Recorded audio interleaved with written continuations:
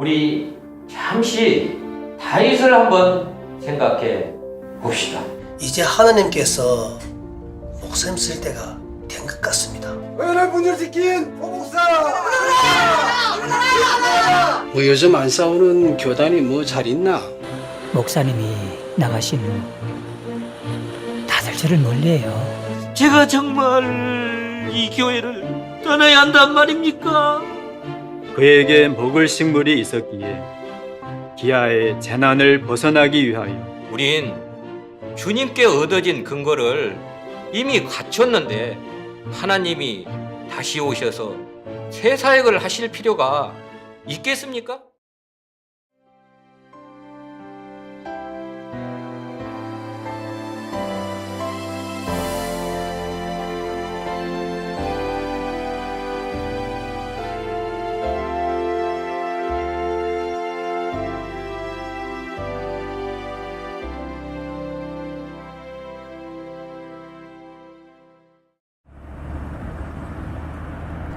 정결케 하고 구원하는 더 높은 사역을 하신다고요?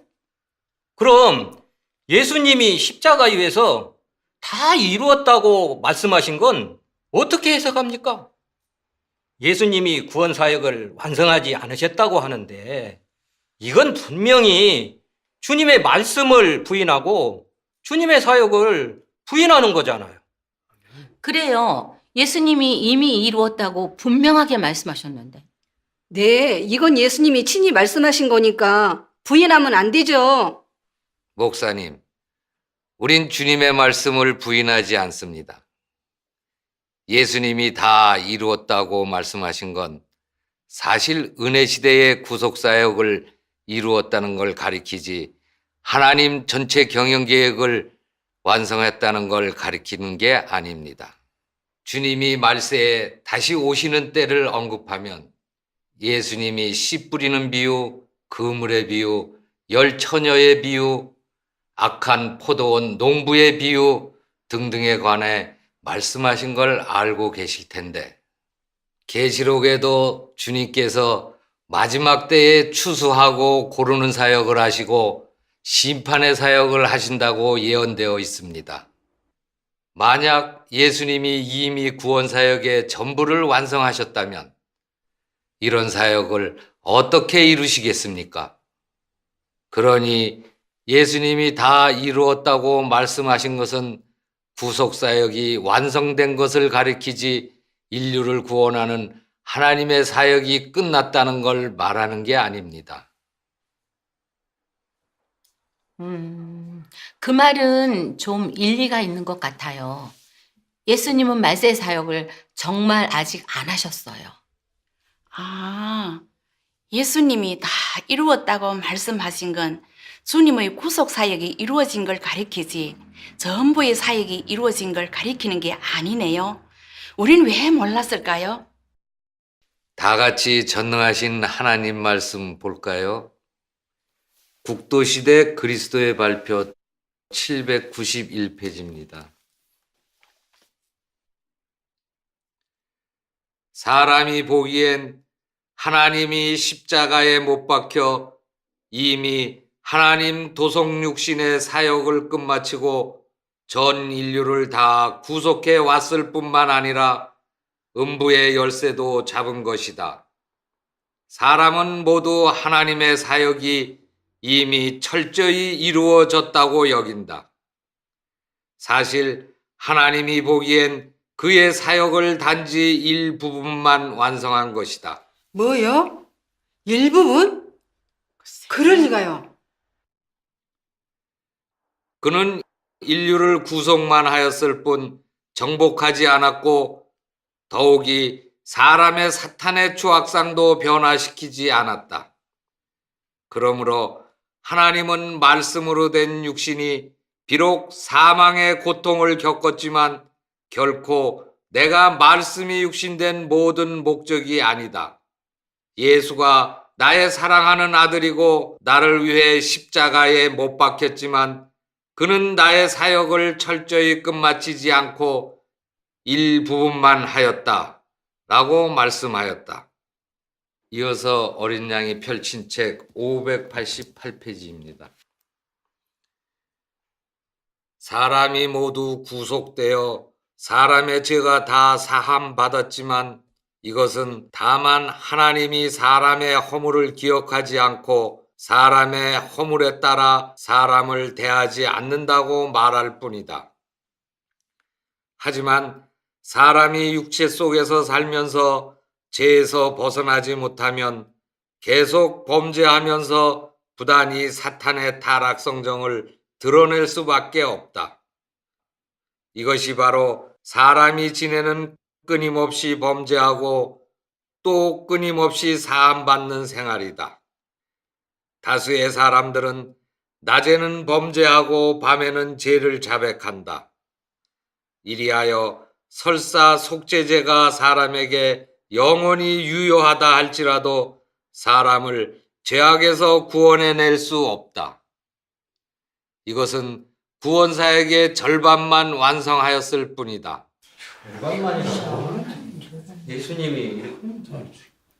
왜냐하면 사람에게 아직도 타락성정이 있기 때문이다. 그만해요. 당신들 주님의 사역을 부인하는 게 확실하네. 목사님, 일단 진정하시고 하나님 말씀 다 들어봅시다. 그래요, 목사님. 일단 들어보시고 다시 얘기하는 게 어떨까요? 한 목사 더 들어봅시다.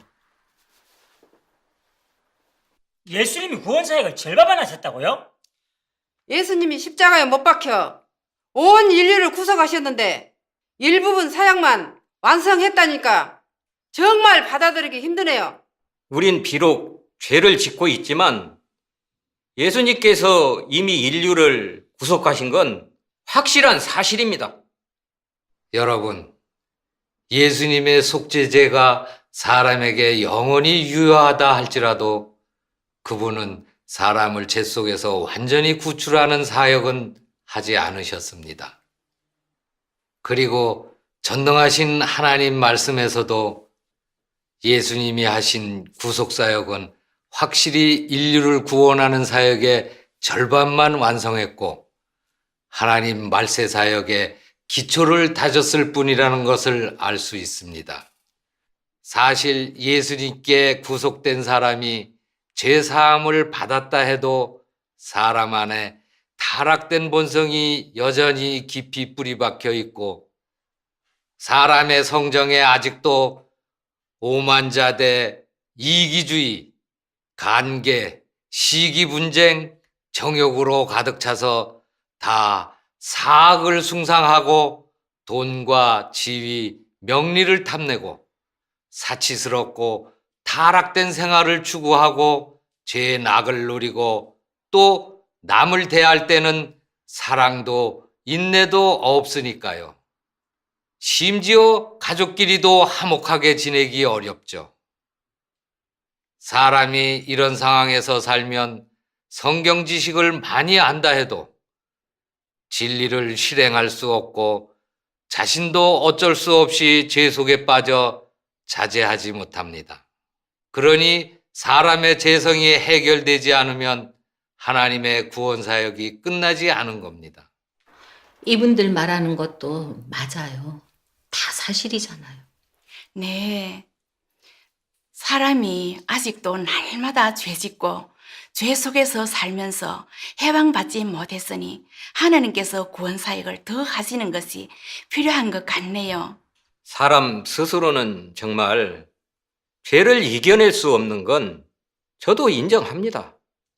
그러나 주님의 말씀을 부인해서는 안 되고 주님의 구원을 부인해서는 더더욱 안 됩니다. 은혜를 입어 구원 얻은 성도들이 늘 죄를 짓는 것은 아직 변화되는 과정이 있기 때문에 그래요. 주님의 능력을 힘입어 열심히 추구하면 반드시 거룩해질 수 있습니다. 신학에서 말이죠. 이것을 성화 구원이라 이렇게 말하는 겁니다. 뭘 좀 알기나 해요? 목사님, 주 안에 많은 분들이 죄악에서 벗어나기 위해 많은 대가를 치른 건 저희도 부인하지 않습니다. 어떤 분은 죄 짓지 않으려고 자신을 애써 억제하고 어떤 분은 심지어 일생 동안 성경을 연구하며 그 속에서 제약에서 벗어나는 길을 찾으려 하고 더는 죄짓지 않으려고 여러모로 노력하며 또 늘 주님께 참여하며 금식 기도까지 했었죠. 근데 결과는 어떻습니까? 오늘날 사람이 누가 감히 자신이 이미 제약에서 벗어나 거룩해졌다고 할 수 있겠습니까? 목사님, 한 가지 여쭤봐도 될까요? 만약 예수님께서 은혜시대의 사역을 하지 않으셨다면 사람이 율법시대에서 몇천 년을 더 추구한다 해도 구속의 은혜를 얻을 수 없는데 이건 무엇 때문일까요? 아니 뭐 이렇게 간단한 문제를 가지고 토론하고 말고 할 게 뭐 있어요?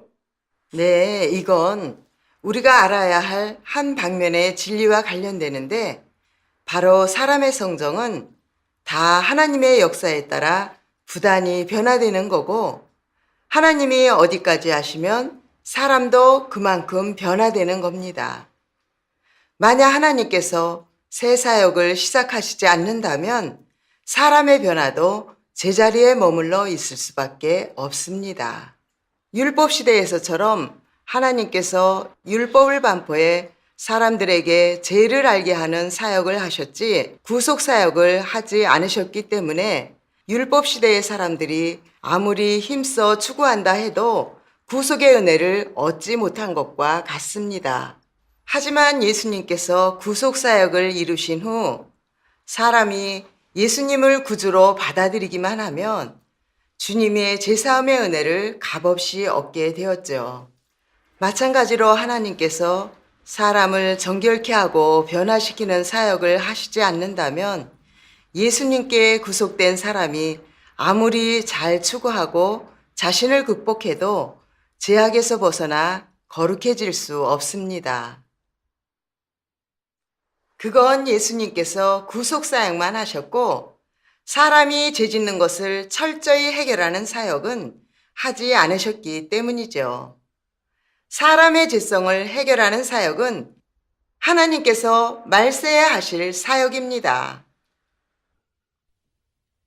내가 죄에서 벗어날 수 없는 건 예수님이 아직 철저히 정결케 하고 변화시키는 사역을 하시지 않아서란 말인가? 그래서 사람이 하나님의 말세 역사를 받아들여야만 성정이 변화되어 거룩해질 수 있습니다. 아니 지금 당신이 말대로라면 예수님이 사역을 헛되이 했다는 거예요 지금? 사람들이 예수님을 헛되이 믿었다는 거예요?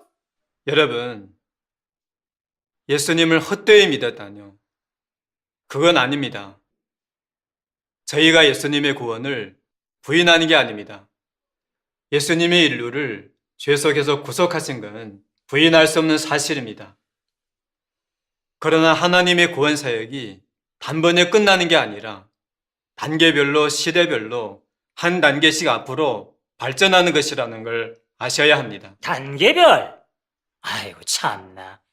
보니까 점점 터무니없는 말만 하시네요.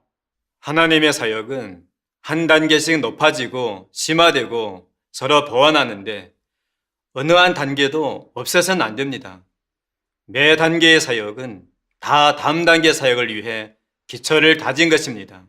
예를 들면 율법 시대에 여호와께서 하신 죄를 알게 하는 사역은 은혜 시대의 구속 사역을 위해 기초를 다진 것이고 예수님이 하신 구속 사역은 하나님이 말세에 죄를 제거하시는 사역을 위해 기초를 다진 것입니다. 만약에 예수님의 구속이 없었다면 타락된 인류의 죄는 사함받지 못했을 겁니다. 그리고 하나님의 말세에 더 높은 구원이 없다면 예수님께 구속된 인류는 죄악에서 벗어나 구원에 이를 수가 없습니다. 들어보니 일리가 있는 것 같아요. 그렇다면 우리가 하나님의 말세의 구원 사역을 받아들인다 해서 예수님의 구원을 부인하는 건 아니네요? 네, 맞습니다.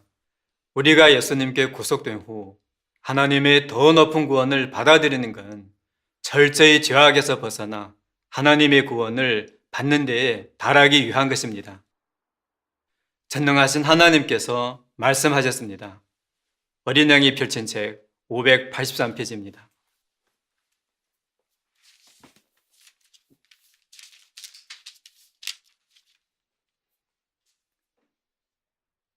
사람의 죄가 사함을 받았는데 이것은 하나님의 십자가의 사역으로 인한 것이다. 하지만 사람은 여전히 사탄의 옛 타락 성정에서 살고 있다. 이래하여 사람을 사탄의 타락 성정에서 완전히 구원해내어 사람의 죄성이 완전히 벗어지게 할 뿐만 아니라 다시는 발전하지 못하게 해야 하고 사람의 성정이 점차 변화되는 데에 달하게 하고 빛의 비춤 아래에서 살게 해야 하며 사람이 하는 매사가 하나님의 뜻에 부합되게 해야 하며 사람으로 하여금 사탄의 타락 성정을 벗어버리게 해야 하며 사람으로 하여금 사탄의 흑암 권세에서 벗어나 완전히 죄 속에서 나올 수 있는 데에 달하게 해야 한다. 이래야 사람이 완전한 구원의 은혜를 받은 것이다. 계속해서 789페이지 말씀 보겠습니다.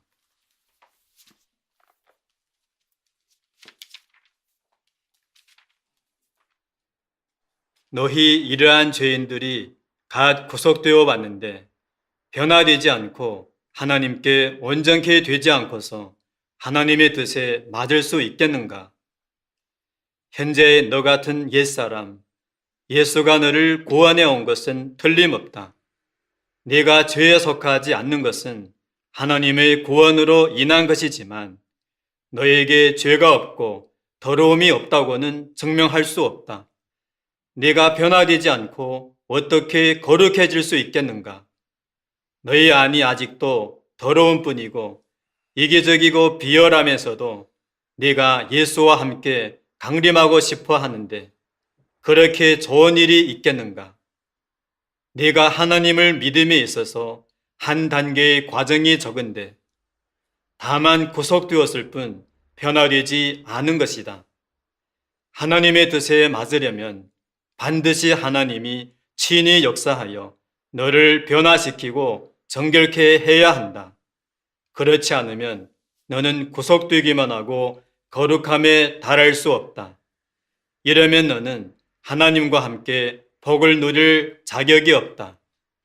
왜냐하면 너는 하나님이 사람을 경영하는 사역 중의 한 단계에서 바로 변화되고 온전케 되는 관건적인 한 단계에서 뒤떨어졌기 때문이다. 그러므로 갓 구속받은 너 같은 죄인은 하나님의 산업을 직접 이어받을 수 없다. 하나님께서 분명히 말씀하신 것처럼 구속된 사람이라 해도 아직 완전한 구원을 얻지 못했으니 하나님의 나라에 들어갈 수 없습니다. 하나님의 말세의 구원 사역을 받아들이고 사람의 타락된 성정이 해결되고 완전히 죄악에서 벗어나야만 구원에 이를 수 있고 하나님의 산업을 이어받을 수 있습니다. 현재 정말 많은 크리스천들은 죄 속에서 살면서 스스로 헤어나오지 못하고 있습니다. 하지만 진심으로 믿는 크리스천들은 주님의 가르침, 십자가를 지고 빛과 소금이 되고 원수를 사랑하라는 등등을 지키고 있는데 어떻게 예수님을 믿는 사람이 구속되기만 하고 변화되지 않았다고 할 수 있습니까? 이건 사실과 안 맞잖아요. 많은 경건한 성도들이 겸손하고 인내하고 술도 안 마시고 담배도 안 피우는데 이러면 변화된 게 아닌가요? 맞아요. 예전에 저는 툭하면 남을 욕하고 그랬었는데 예수님 믿은 후부터는 용서하고 인내하면서 더 이상 상스러운 말을 해 하나님을 욕되게 하지 않았거든요. 제 친구 아이는 원래 술 마시고 싸움도 잘하고 그랬었는데 주님을 믿고 나서는 아예 딴 사람이 됐어요. 어쨌든 진심으로 주님을 믿는 사람은 다 변화가 있어요. 여러분, 예수님의 구원의 은혜로 겉으로는 확실히 어느 정도 변화가 있고 더 이상 이방인처럼 그렇게 방탕하거나 타락하지는 않습니다. 그러나 이건 사람이 더는 죄짓지 않고 하나님께 순종하고 경배할 수 있는 것과는 다릅니다. 진정 구원받았다는 건 더 말할 나위도 없죠. 그건 우리의 죄성이 아직 제거되지 않아 여전히 자신도 어찌할 수 없이 죄를 범하고 오만 자대와 독선적인 사탄 성정을 드러낼 수 있으니까요. 전능하신 하나님께서 말씀하신 바와 같습니다.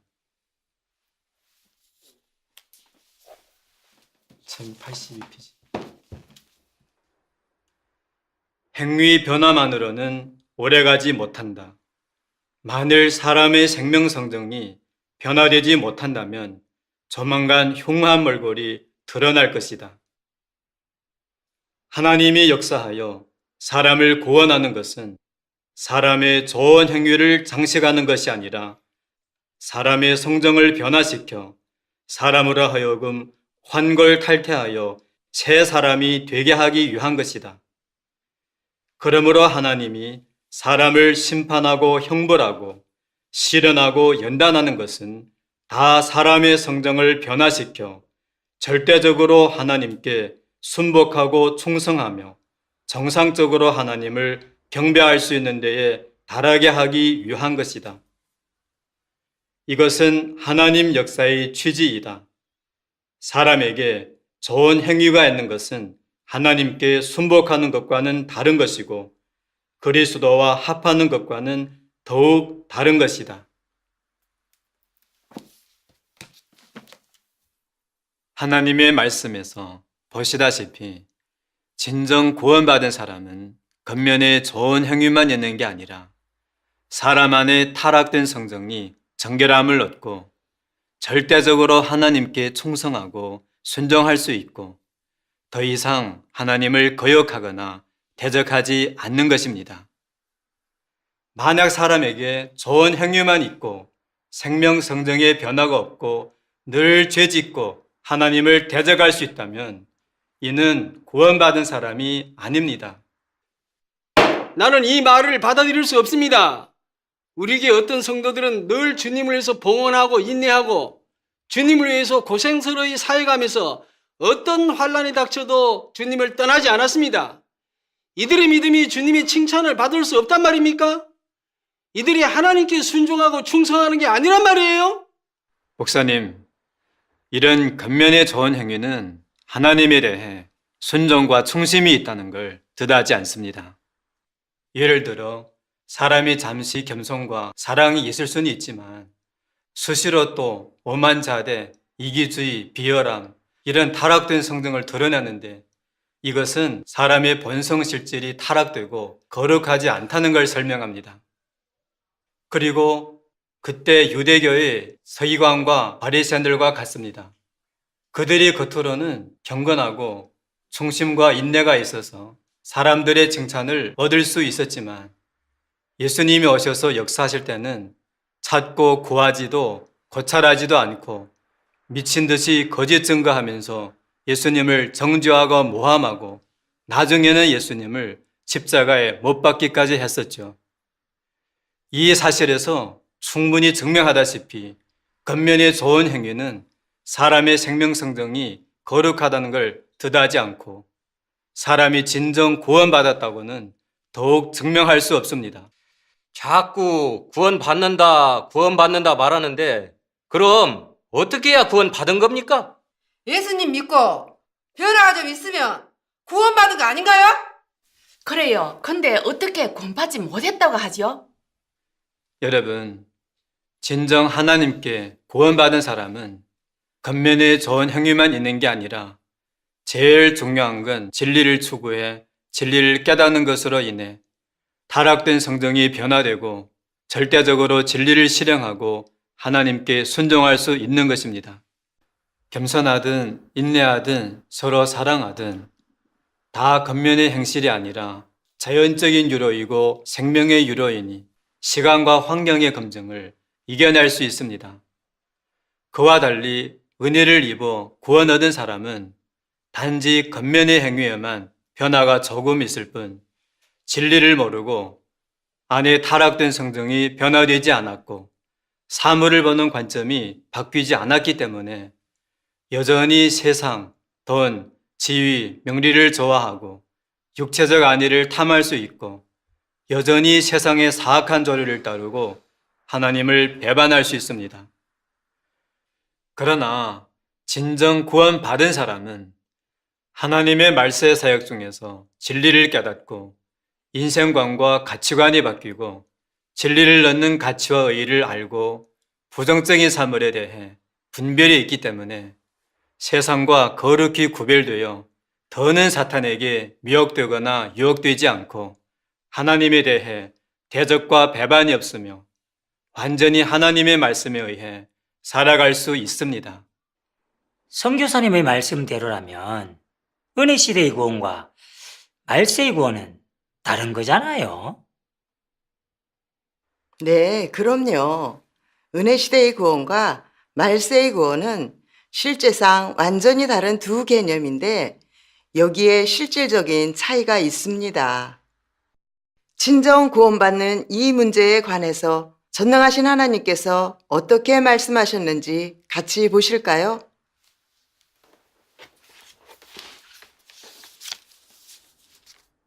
사람은 사탄의 더러움과 타락된 것에서 벗어나면 하나님의 구원을 얻게 된다. 하지만 사람이 여전히 더러움과 타락을 벗어버리지 못한다면 여전히 사탄의 권세 아래에 속한다. 사람의 악의다툼, 괴사, 사곡, 이런 것은 모두 사탄의 것에 속한다. 너를 구원하는 것은 바로 이런 것에서 벗어나게 하는 것이다.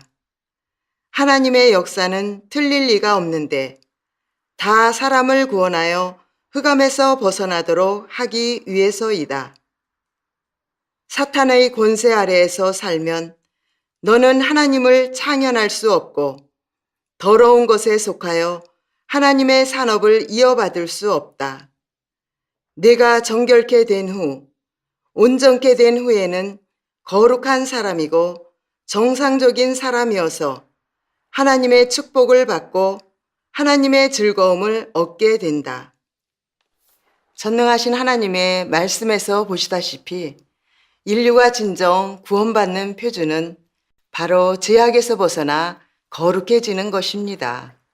즉, 하나님께서 인류를 경영하시는 목적은 바로 죄악에서 벗어나 진정으로 하나님께 순종하고 경배할 수 있는 인류를 얻는 것이지 제사함만 받고 늘 죄짓고 하나님을 대적하는 인류를 얻는 것이 아닙니다.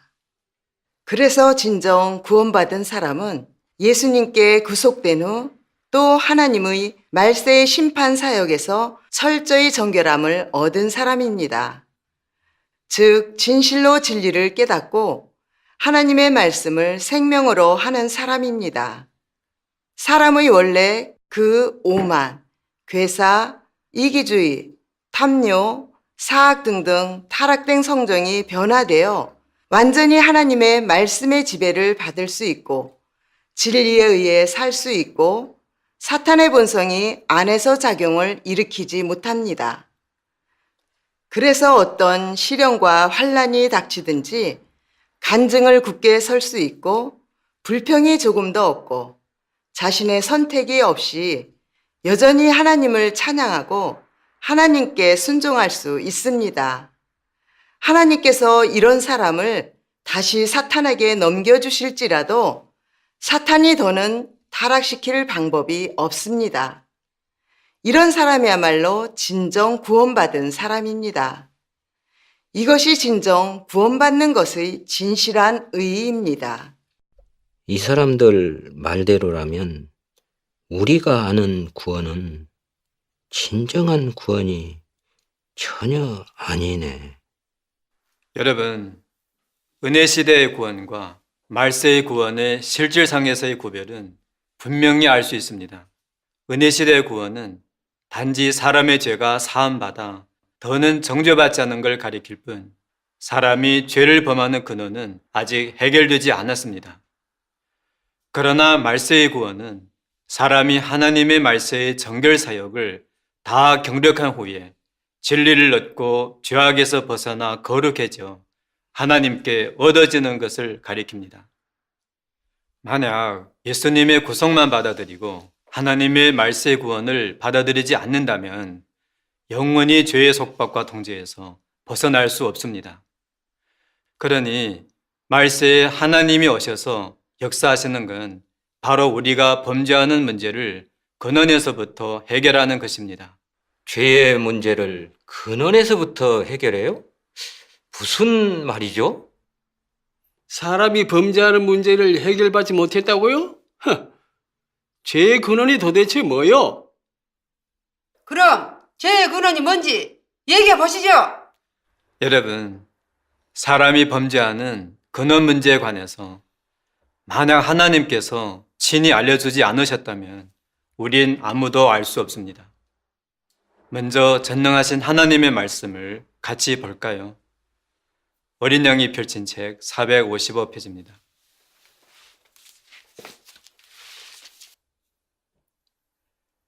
사람의 타락 성정의 근원은 사람이 이미 사탄의 독혈을 받고 이미 사탄에게 짓밟혀 사람의 사상, 사람의 도덕, 사람의 견식, 사람의 이지가 모두 사탄에게 심히 파괴됨으로 인한 것이다.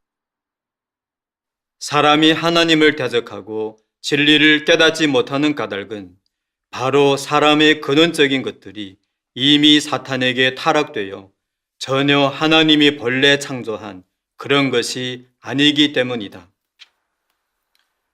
사람이 하나님을 대적하고 하나님을 거역하는 근원은 모두 사람이 사탄에게 타락된 까닭이다. 사탄의 타락으로 인하여 사람의 양심이 마비되었고 도덕이 타락되었고 사상이 부패하게 되었고 정신 면모가 낙후하게 되었다. 하나님의 말씀에서 보시다시피 사람이 범죄하는 근원은 바로 하나님을 배반하는 사람의 본성입니다. 사람의 사상이 사탄에게 깊이 타락되고 사탄의 각종 독소가 이미 사람 안에 깊이 뿌리박혀 있기 때문에 사람의 생존 법칙과 일 처리하는 원칙은 다 사탄의 사상과 사탄의 철학이고 사물을 보는 관점도 다 하나님을 거역하고 대적하는 것입니다.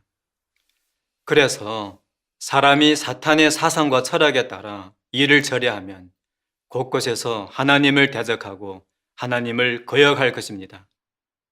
만약 이런 것이 해결되지 않는다면 즉 사람의 사상과 관점이 바뀌지 않고 성정이 변화되지 않는다면 영원히 하나님과 적대되어 하나님과 합할 수가 없습니다. 선교사님, 그럼 사람의 타락된 본성과 사탄의 사상이 어떻게 하나님과 적대되는지 좀 얘기해 주시겠습니까? 예를 하나 들어봅시다. 예수님께서 일찍이 그러나 너희는 랍비라 칭함을 받지 말라. 너희 선생은 하나요. 너희는 다 형제니라. 너희 중에 큰 자는 너희를 섬기는 자가 되어야 하리라. 누구든지 자기를 높이는 자는 낮아지고 누구든지 자기를 낮추는 자는 높아지리라고 말씀하셨습니다. 여기서 보시다시피 하나님이 기뻐하시는 건 사람이 기꺼이 낮아지고 순종하는 것이고 낮아지는 사람일수록 더 존귀케 됩니다. 그러나 타락된 인류의 관점은 다른 사람에게 칭찬받고 높임받는 걸 영광으로 여기고 다른 사람에게 순종하는 걸 수치로 여기는 것입니다. 그래서 이런 사상과 관점에 부패되어 사람의 본성이 다 아주 오만하고 스스로 자기를 지켜세우며 잘난 체하고 다른 사람 밑에 있는 걸 싫어하고 주님의 말씀을 전혀 지킬 수 없고 하나님을 경외하며 악에서 떠나는 데에 전혀 이룰 수 없는 겁니다. 율법 아래의 제사장 바리새인들과 같죠. 그들이 비록 율법을 숙독하고 하나님께서 사람에게 겸손해야 한다고 요구하신 것도 잘 알고 있었지만 오만한 본성의 부추김을 받아 예수님이 역사하실 때 그들은 회당의 높은 자리를 버리고 예수님께 순종하기 어려워했습니다. 그래서 결국 자기의 지위와 명리를 지키기 위해서 예수님을 정죄하고 죽이기까지 하고 또 곳곳에서 예수님의 제자들을 붙잡아 죽였었죠. 또 오늘을 보면 주님을 따르는 사람들이 비록 모두 주님의 가르침을 지키기를 원하고 입으로도 겸손하고 인내하고 용서하고 사랑하는 마음으로 도와주고 논단하지 말라는 등등 주님의 요구를 말하지만 하나님이 말세에 오셔서 새 사역을 전개하실 때 사람은 사상 관점이 그릇되고 본성이 오만한 탓에 자신도 어쩔 수 없이 제멋대로 논단하고 정죄하고 회방하고 모독하고 있습니다. 전능하신 하나님께서 어떻게 말씀하셨는지 보겠습니다. 297페이지입니다. 예를 들어 너희 안에 오만 자대가 있으면 하나님을 대적하지 말라 해도 안 되고 반드시 대적하고야 만다. 내가 고의적이 아니라 오만 자대한 본성이 지배하는 것이다. 오만 자대가 너로 하여금 하나님을 경시하게 하고 오만 자대가 너로 하여금 하나님을 눈에도 두지 않게 하고 오만 자대가 너로 하여금 걸핏하면 자기를 높이게 하고 오만 자대가 너로 하여금 곳곳에서 자기를 드러내게 하고 오만 자대가 나중에 너로 하여금 하나님의 자리에 앉아 자기를 간증하게 하고 최후에 자기의 뜻과 자기의 사상과 자기의 관념에서 나온 것을 다 진리로 삼아 공양하게 한다. 보라, 이 오만자대한 본성이 사람을 지배하여 나쁜 짓을 얼마나 많이 하게 하는지. 보시다시피 사람이 범죄하는 근원은 바로 사탄의 타락된 사상에서 온 겁니다. 이런 타락된 생각에 의해 일을 판단하고 처리하면 자신도 어쩔 수 없이 범죄해 하나님을 대적하고 하나님을 배반하게 됩니다. 그러니 말세의 하나님은 말씀을 발표하셔서 사람 안에 이런 타락된 사상 관점과 사탄 본성을 심판하고 폭로해 이런 것이 다 터무니없고 사악한 거고 하나님과 적이 되는 거라는 걸 인식하게 하고 분명히 보게 하심으로써 이런 것을 부인하고 저버리고 하나님께로부터 오는 진리를 받아들일 수 있게 하십니다. 이래야 사람이 죄악에서 철저히 벗어나 하나님께 얻어질 수 있습니다. 말씀으로 사람을 심판하고 정결케 하신다고요? 신구약에도 하나님께서 인류를 심판하신 말씀이 있고 하나님의 심판이 줄곧 사람을 떠나지 않았는데 설마 이런 말씀들이 사람을 심판할 수 없고 정결케 할 수 없단 말인가요? 맞습니다. 주님의 말씀에 따라 우리 자신의 죄를 심판하고 성경대로 우리 자신의 행위를 바로잡으면 됩니다. 그러니 당신들 말처럼 하나님께서 또 말씀으로 사람을 심판하고 정결케 하시는 사역을 하실 필요가 전혀 없어요. 성경에는 구약이든 신약이든 주님께서 심판의 말씀을 많이 하셨기 때문에 더 이상 심판의 말씀을 하실 필요가 전혀 없습니다. 아니 당신들 지금 이런 터무니없는 말을 가지고 우리를 지금 현혹시키려고 하는 게 지금?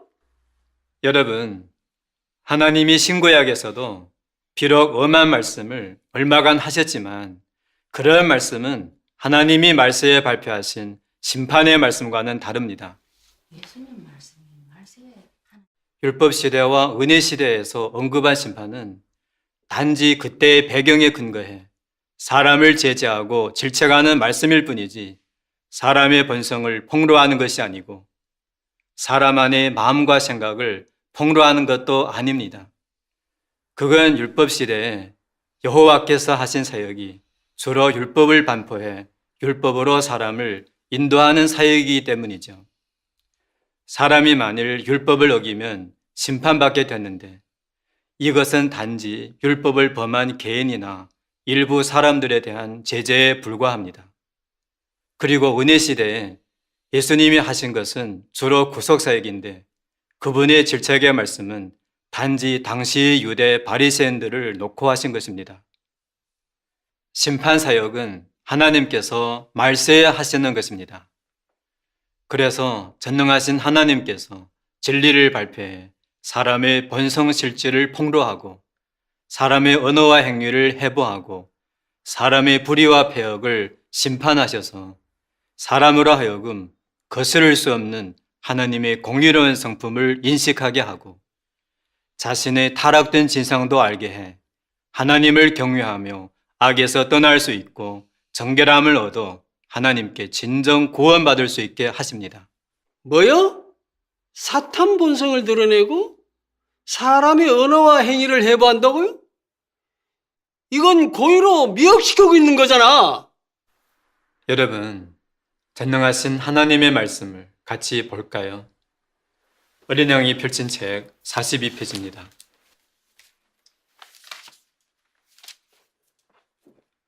심판이란 글자를 언급하면 너는 여호와가 각방에 효요한 언어가 생각날 것이고 예수가 바리새인을 질책한 언어가 생각날 것이다. 이런 언어는 비록 엄하지만 하나님이 사람을 심판하는 것이 아니고 다만 그때의 환경, 즉 배경이 다름으로 인하여 하나님이 한 말씀이다. 이런 말씀은 말세의 그리스도가 사람을 심판하는 언어와 다르다. 말세의 그리스도는 여러 방면의 진리로서 사람을 교훈하고 사람의 본질을 폭로하며 사람의 언어와 행위를 해부한다.